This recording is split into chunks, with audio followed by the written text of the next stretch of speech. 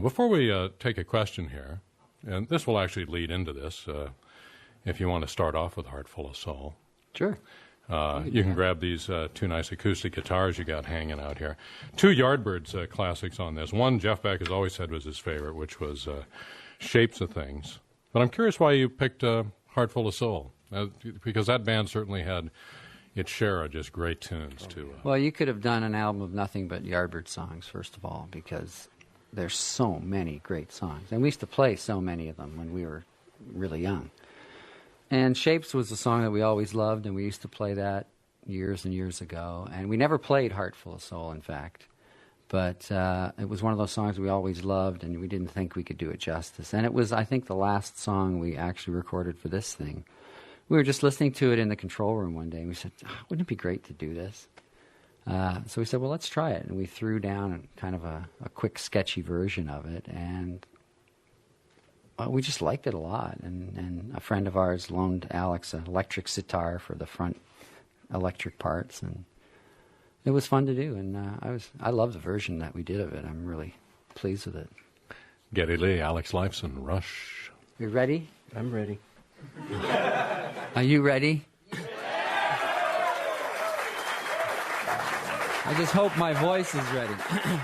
1, 2, 3, 4.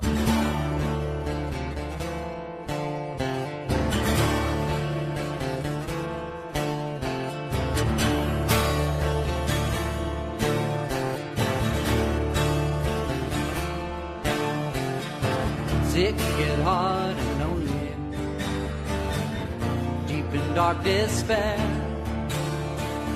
thinking one thought only, where is she? Tell me where. And if she says to you she don't love me, just give her my message,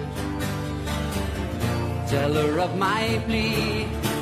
And I know that if she'd have me back again, that I would never make her sad. I've got a heart full of soul.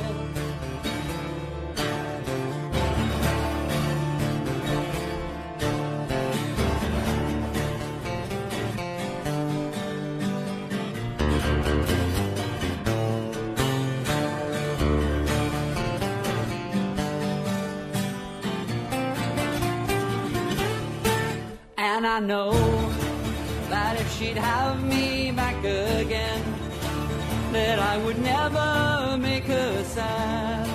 I've got a heart full of soul.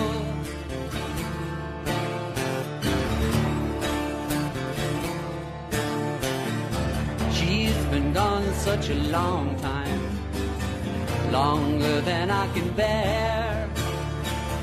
But if she said she wants me, tell her I'll be there.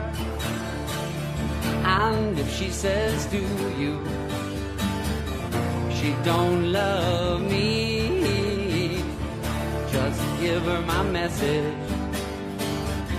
tell her of my plea.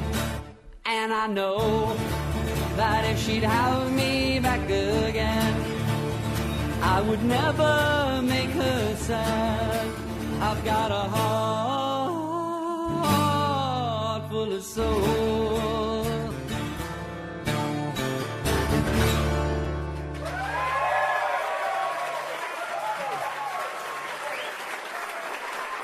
Thank you.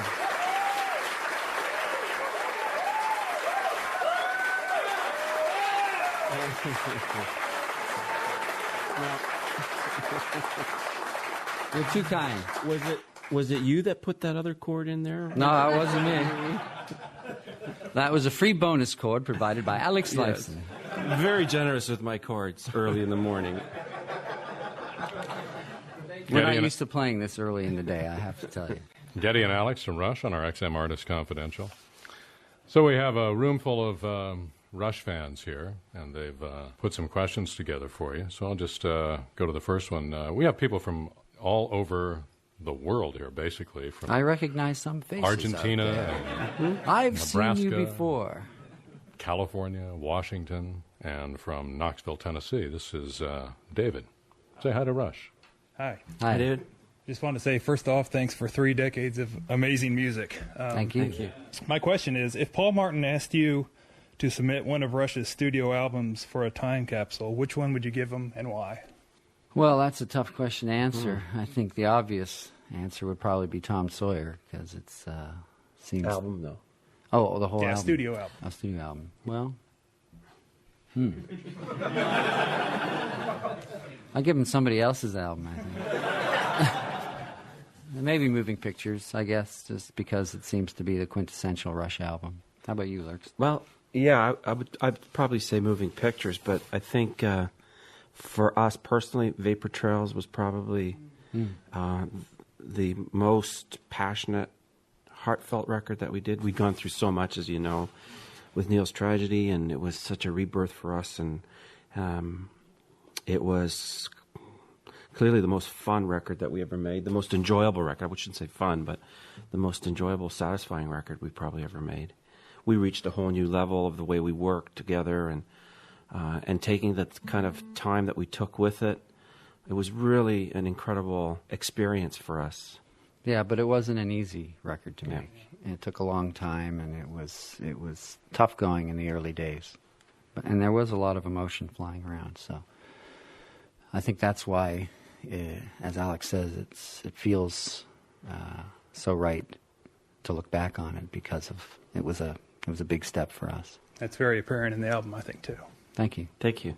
So you guys started as a rock band and then just became the progressive rock band, and I'm sure that there was a transition that went into that. When did you discover bands like Yes and Genesis and Pink Floyd, and realize that there was kind of a different page you could turn in the music that you were doing?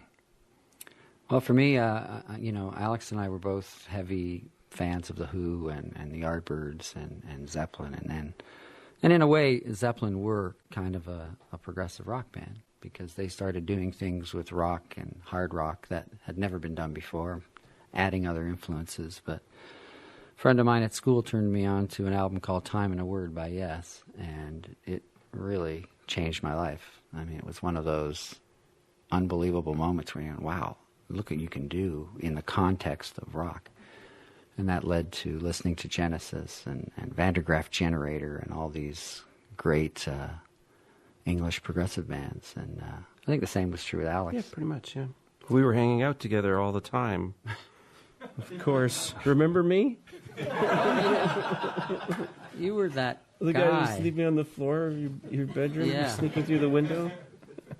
You ate all my blueberry buns. That's it. I want some of them back. You could have just been another hard rock band like April Wine or Mahogany Rush. Were those bands that influenced you while you were kind of getting into it at all? Not really, no. We loved the British bands mostly. Yeah. We were very much a product of British rock